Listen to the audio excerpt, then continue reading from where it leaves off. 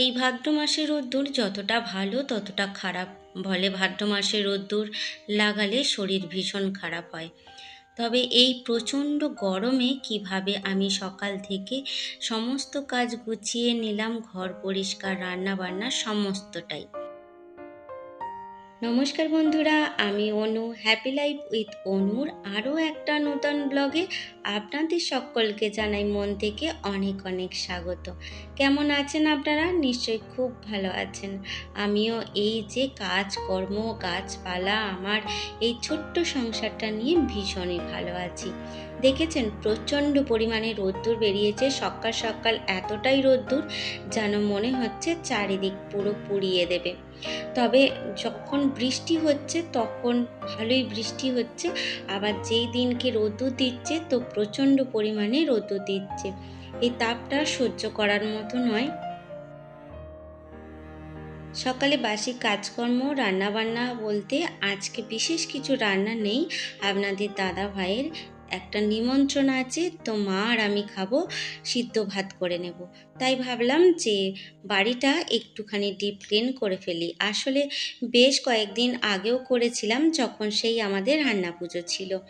তো এই যে একদিন না করলেই তো অপরিষ্কার হয়ে যায়, তার আবার 2-3 দিন বা 1 সপ্তাহ হয়ে গেলে তো আর কোনো কথাই নেই।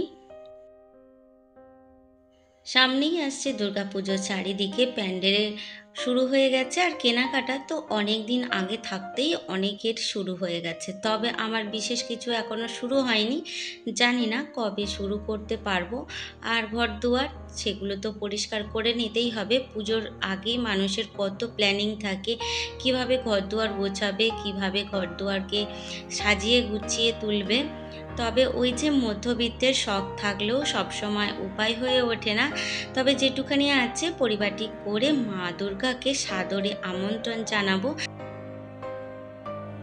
আসলে আমরা মধ্যবিত্তরা পিষে যাই সংসারের জাঁতাকলে। একটা ইচ্ছা পূর্ণ করতে গিয়ে অনেক ছোট ছোট ইচ্ছা, অনেক ছোট ছোট স্বপ্নগুলো অনেক সময় ছেড়ে দিতে হয়। তাদেরকে বলতে হয় তুমি এখন এসো না, পরে এসো। যদি মনে হয় যে এই আসবাবপত্রটা কিনবো বা এই শখটা পূর্ণ করব, তখনই মাথার মধ্যে আসে এই টাকাটা থাকলে ছেলের পড়াশোনার ক্ষেত্রে অনেকটা কাজে আসবে। তখনই মনে হয় যে না থাক, আসলে ছেলে মেয়েকে পড়ানো, তার লেখাপড়াটা যতদিন চলে সত্যি একটা ভীষণ বড় খরচা সাপেক্ষ থাকে।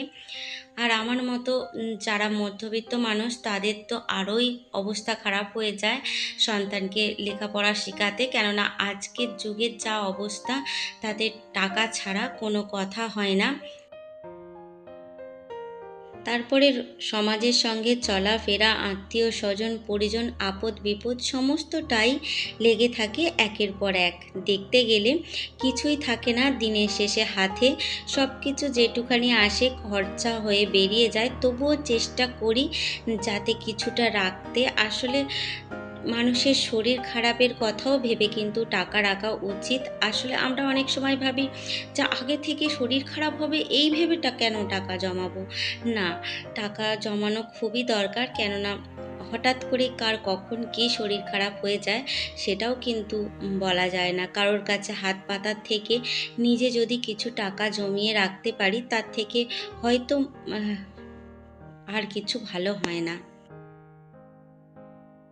যাই হোক, অনেক বকবক করলাম, জানি না কারোর মনে কোনো আঘাত দিয়ে কথা বলে ফেললাম কি না। তবে সংসারের অনেকটা কাজকর্মে আগিয়ে এসেছি।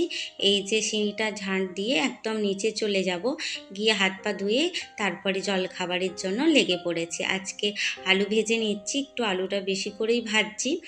আর আপনাদের দাদা ভাই বা মা কেউই বাড়িতে নেই, সবাই বেরিয়ে গেছে সকালে। তারা এটা দুপুরের জন্য একটুখানি আলু ভাজা থাকবে, আর সাথে আমি একটুখানি চালে ডালে ফুটিয়ে নিচ্ছি খাওয়ার জন্য। আসলে এইভাবে চালে ডালে ফুটিয়ে মানে খিচুড়ি খেতে আমার ভীষণই ভালো লাগে। আর আপনাদের দাদাভাই তো বললাম আজকে দুপুরে নিমন্ত্রণ আছে, আর সে এক কাজেও বেরিয়েছে, সেখান থেকেই চলে যাবে। আর মা গেছে স্কুলে। ব্যাস এই হলো সবাই বেরিয়ে যাওয়ার একটা গল্প। আর আমিও বাড়িতে একা, তাই নিজের মতোই অল্প করে করে নিলাম।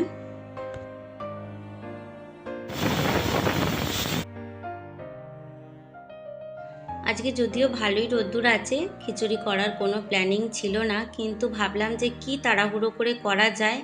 আর এখন যদি রুটি বা পরোটা কিছু করতে যাই অনেকটা সময় লেগে যাবে, আর ভালো লাগবে না, তখন বিরক্ত হয়ে যায় মানুষ যখন কাজ করে আবার নিজের জন্য টিফিন তৈরি করে খেতে একদমই ভালো লাগে না। তাই চটজলদি যেটা হয় সেটাই করে নিলাম।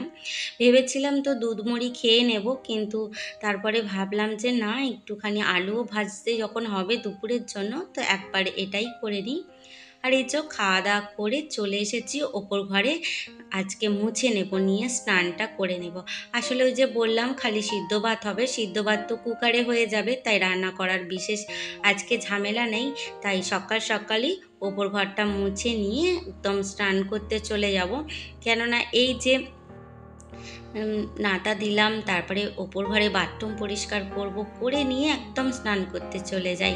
আসলে আমার অভ্যেসটাই এরকম, সকালে সমস্ত কাজ করে ঝাড়ু লাগিয়ে চলে যাই, তারপরে রান্না বান্না করে বেলার দিকে এসে আবার ঘর দুয়ারটা মুছে নিই। এইভাবে ওপর নিচে করতে গিয়ে আমার ভালোই ব্যায়াম হয়ে যায়, আলাদা করে কোনো হাঁটা চলা বা ব্যায়ামের প্রয়োজন পড়ে না। আসলে মধ্যবিত্ত বাড়ির মেয়েদের এই রকমই হয়, ছোটো ছোটি করে অনেক কাজই তাদেরকে সামলে নিতে হয়। তবে চাষের সময় তো আরোই কাজ সামলাতে হয়। আমাদের বাড়িতে যেহেতু চাষাবাদ রয়েছে, তো আমাদের যেহেতু এখন প্যাকাটি হয়নি, তাই নাহলে এই রোদ্দুরে কিন্তু পাটকাঠিও শুকনো করতে হতো। তো যাই হোক, সেই দিক দিয়ে বেঁচে গেছি যে আপনাদের দাদাভাই পাটটা চাষ করেনি, আর যেটুখানি পাটকাঠি লাগে সেইটুখানি কিনে নেয়। আর দেখেছেন প্রচণ্ড পরিমাণে কিন্তু আমার চুল উঠছে, যার ফলে মনে হয় না যে আর চুল আঁচড়াবো, কিন্তু ওই যে একটুখানি শ্যাম্পু দিলাম, দিয়ে চুলটা আঁচড়ে নিচ্ছি। আসলে কালকে ভেবেছিলাম শ্যাম্পু দেব, কিন্তু স্নান করার আগে প্রচণ্ড পরিমাণে বৃষ্টি নামলো, আর আমার একটুতেই তো ঠান্ডা গরম লেগে যায়, যার ফলে কালকে আর শ্যাম্পুটা দেওয়া হয়নি, তাই আজকে দিয়ে নিলাম। আর ভিডিওর এই পর্যায়ে এসে বলি, যদি কোনো অংশে ভিডিওটা ভালো লেগে থাকে তাহলে প্লিজ চ্যানেলটা সাবস্ক্রাইব করে আমার পাশে থাকবেন, আর একটা মিষ্টি কমেন্ট অবশ্যই করবেন। নতুন বন্ধুদের বলছি, আপনারা কমিউনিটিতে একটা লেটার দিয়ে যাবেন। আর এই হলো আমাদের গ্রাম, সবুজের চাদরে মোড়া, এই হলো আমাদের গ্রাম।